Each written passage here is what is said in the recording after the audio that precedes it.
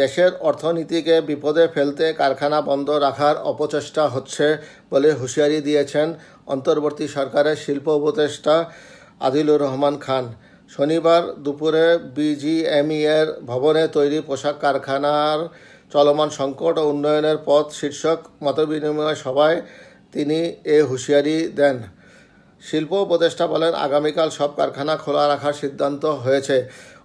অনুষ্ঠানে পোশাক মালিকরা বলেছেন, অস্থিরতার কারণে এখনও কারখানা বন্ধ করতে হলে সেখানে 13(1)-এর ধারা বাস্তবায়ন করবেন তারা।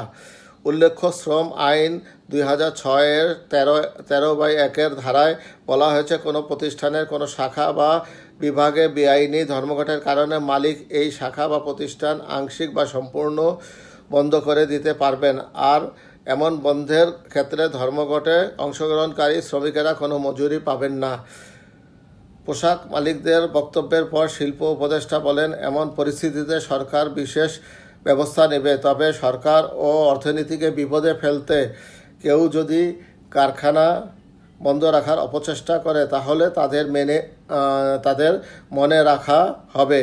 অনুষ্ঠানে সভাপতিত্ব করেন বিজিএমইএর সভাপতি খন্দকার রফিকুল ইসলাম।